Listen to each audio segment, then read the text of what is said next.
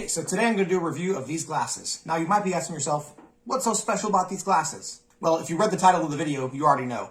These are camera glasses, and they don't look too bad. Obviously, you're not going to get away with people not knowing that there's something different about these glasses. There's this huge stem, and they are a bit wider than most glasses. But honestly, if you're just walking around and nobody's paying attention to you, these will work. I use them for tutorials where I need to keep my hands free. I use them for when I'm pushing my daughter in her wheelchair. They output decent video with awful audio, but they could be perfect for what you're looking for. Now, a couple things about using glasses like these. One, you gotta be aware of the laws in your state. In some places, it's illegal to film people without their consent, even in public spaces. Now, generally, when you're in public, you have no right to privacy. And yet, even having no right to privacy, sometimes the law states that you can't film covertly. So that's what this would be if you don't tell people what it is. Second, like I said, the video is just decent and the audio is awful. Here are some clips showing the quality of each. There's a paper, it got a little water on it. They're like, well, let it dry out. Okay. Yeah, I can go check. I'll be right back.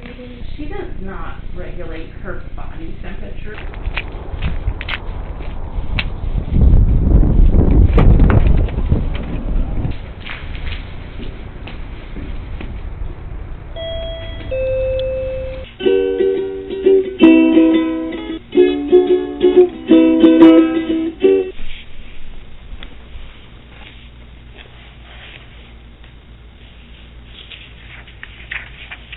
In my experience, I find that the audio from other people is passable, but when I'm speaking, it's awful. And that might just be because I tend to talk a little bit louder than most people. And since the mic is closer to me, it picks up me even louder, which combining those two things means sometimes it blows out the audio. Now, I want to get real close to show you exactly what this looks like. See, this is pretty fat, and so is this. So if you're seeking to be completely undetectable, probably don't get these. If I get really close, you might even be able to see that the camera is right there. It's in the top of these two holes. But on the other side, there are also two holes so that it matches. So you can't necessarily see the camera, but I think most people looking at these glasses would think something's off. Now, I have seen people wearing glasses this wide before when they didn't have a camera in them. At least I didn't think that they had a camera in them. But in my opinion, they do look just a little bit strange.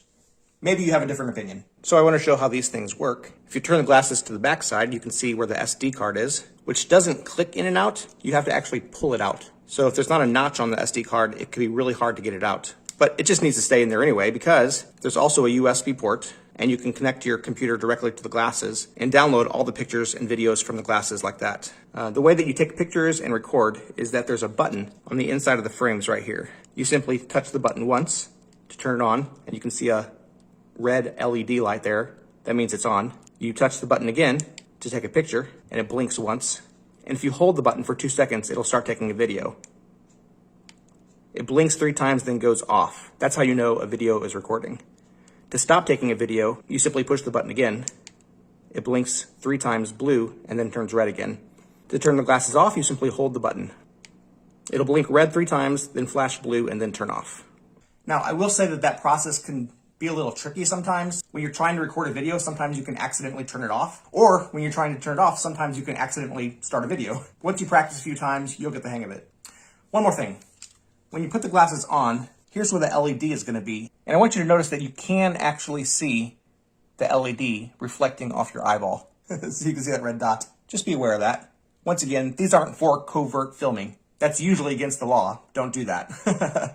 They're for your own personal use in filming the things that you need to do hands-free. Like I said, be aware of the laws in your city and state, and don't break any laws. Now, within the law, these can be extremely useful. I've used them when going out for walks. I've used them when I wanted to do things with my hands. And just generally when I needed to be active and couldn't use one of my hands for a camera. And for that purpose, I think they're great. For the price, for what they do, I say they're worth it. I'm glad I bought them. And if you have the use for them, I wouldn't hesitate. Now, there are much more expensive options than this, and I'm sure that they're higher quality than this. But for the price that I paid for these, I don't think there's a better option. So if you're in the market for a spy camera or hands-free camera, these might be great for you.